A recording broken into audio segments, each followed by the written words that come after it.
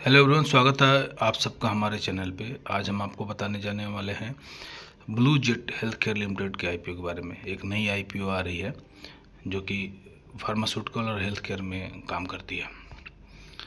इस कंपनी के बारे में है बता देते हैं आपको कि ये 1968 में इसको इनकॉर्पोरेट किया गया था और ये हेल्थ केयर इंग्रेडिएंट्स और उसका प्रोडक्ट बनाती है और मैन्युफैक्चरिंग करती है। आपको मेडिसिन्स और ये सब फार्मास्यूटिकल कंपनी को जो है उसका प्रोडक्ट को डिलीवर करती है, बनाती है, मैन्युफैक्चरिंग करती है। फार्मास्यूटिकल कंपनी है जो कि प्राइमरी ऑर्गेनाइज होता है प्रोडक्ट कैटेगरी वाइज में ये काम करती है।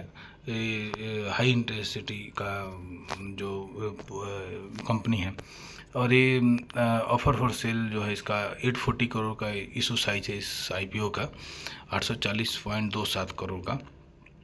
और इसको अब आते हैं आईपीओ के डिटेल्स में।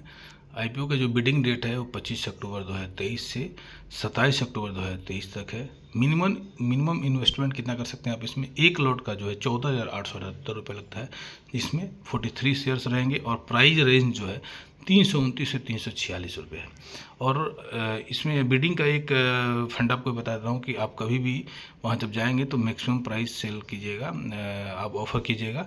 जैसे 329 टू 346 है तो आपको 329 पे कभी भी नहीं मिलेगा, इसके बीच के भी प्राइस पे नहीं मिलेगा। आपको 346 रुपये ही प्राइस डाल के आपको उसमें लॉट को इशू करना है, आईपीओ के लिए अप्लाई करना है, तभी आपको मिलने का चांस है, अदरवाइज कभी नहीं मिल पाएगा आपको। एक टिप ये भी है, तो आप इसको 346 पे आप बिड कीजिएगा।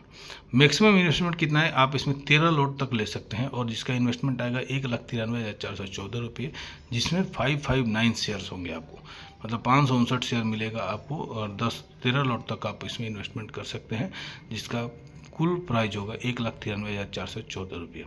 रिटेल डिस्काउंट अप्लीकेबल नहीं है इस पर। इशू साइज 840.27 करोड़, जो मैंने आपको पहले ही बता चुका है मैंने।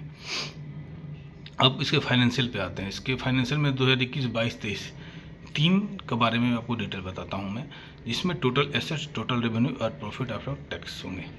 तो टोटल आपको एसेट जो है 2021 में 536 है और वो इंक्रीज हो गया 2022 में 713 हो गया है और मार्च में फिर से इंक्रीज हो गया 713 से 862 हो गया है। अब रेवेन्यू की बात करते हैं तो रेवेन्यू में आप देख सकते हैं कि 2021 में 507.8 करोड़ है और वहीं मार्च में ये बढ़ के हो गया 702 और मार्च 2022 में, और मार्च 2023 में बढ़ के हो गया 744।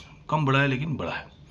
फिर इसके प्रॉफिट आफ्टर टैक्स में आते हैं तो ये भी आपको देख सकते हैं कि 135 है आपका 2021 मार्च में, 2022 मार्च में ये 135 से बढ़ के 181 हो गया है और वहीं मार्च 2023 में 181 से इंक्रीज करके बढ़ के 160 हो गया है। यानी कि फाइनेंशियल भी इसका रेगुलरली ग्रोथ कर रहा है, बढ़ रहा है, कंटिन्यू प्रॉफिट में है और ये कंपनी कंटिन्यू ग्रो कर रही है, ये माइनस में नहीं चल रही है। तो इसका मतलब है कि इसमें हम इन्वेस्टमेंट कर सकते हैं, बट ये डिपेंड करता है आप पे कि आप कैसे इस कंपनी को अपने हिसाब से देख रहे हैं।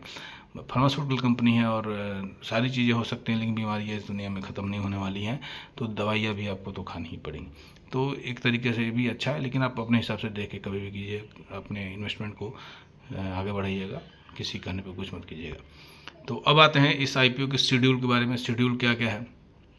आईपीओ का ओपनिंग डेट होगा 25 अक्टूबर 2023। बेसिस ऑफ अलॉटमेंट 1 नवंबर 2023 को होगा। Credit of share demat account में जो है 3 नवंबर 2023 को होगा। यूपीआई मैंडेट 27 अक्टूबर 2023 को होगा। आईपीओ का क्लोजिंग डेट जो है 27 अक्टूबर 2023, मतलब 27 अक्टूबर 2023 शाम को 5 बजे आईपीओ जो है अप्लाई करने के लिए बंद हो जाएगा और जिनको आईपीओ नहीं मिलेगा 1 नवंबर 2023 को, उसका पैसा रिफ़ंड कर दिया जाएगा, इनिशिएट कर दिया जाएगा रिफ़ंड के लिए।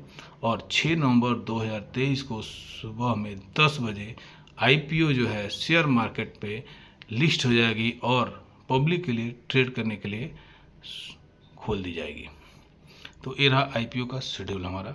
अब आते हैं इसके रिस्क के बारे में जानते हैं। तो कंपनी जो है हाईली डिपेंडेंट है यूरोप और यूनाइटेड स्टेट्स पे, जो कि उसके उस पे ऑपरेट करता है, उनके यहाँ पे ऑपरेट करता है और मार्केट को रेगुलेट करता है। इसमें किसी भी प्रकार का फेलियर जो है कंपनी के बिजनेस ग्रोथ को इम्पेक्ट कर सकता है, तो एक रिस्क है। दूसरी रिस्क ये है कि काउंटर जो क्रेडिट रिस्क, मतलब क्रेडिट रिस्क है इसको, इसमें कि जो पेमेंट जो रिसीव करना है, जिनको ये प्रोडक्ट अपना बेचती है, जहाँ से पेमेंट रिसीव करता है वहाँ से भी कई बार डिले होता है। तो अगर ज़्यादा डिले हुआ तो वो भी कंपनी के ऑपरेशन पे जो है इम्पेक्ट कर सकता है, तो एक रिस्क है। दो रिस्क में आपको दिख रहा है।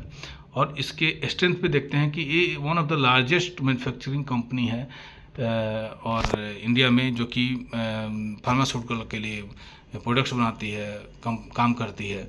और इसका एक और है नोटेबल प्रेजेंस है इसका, highly barriered entry primary due to strict internal standard of context media manufacturing for future and impurity profiles. तो ये भी इसका एक स्ट्रेंथ है। तो आप एक चीज़ देख सकते हैं कि कोई भी जब कंपनी, ये जो है फार्मास्यूटिकल कंपनी है, फार्मास्यूटिकल की कंपनी जो होती है, हेल्थ केयर की जो कंपनी है, अभी के समय में क्या है कि हर आदमी को कुछ ना कुछ प्रॉब्लम, कुछ ना कुछ बीमारियाँ जरूर है। और आप जब भी दवाई खरीदने जाते हैं तो ऐसा नहीं होता है कि डॉक्टर जो है आपको आपकी मर्जी की कंपनी का दवाई देगा।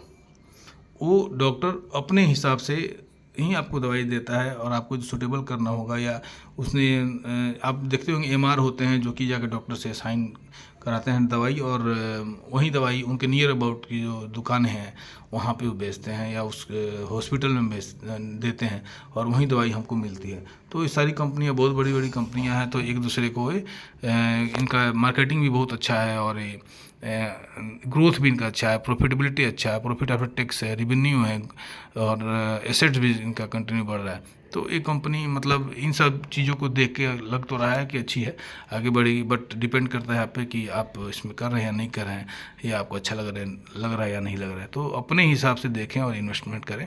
बट एक नई IPO आई है जो 25 अक्टूबर से 27 अक्टूबर के बीच में ओपन रहेगी आपको IPO को अप्लाई करने के लिए।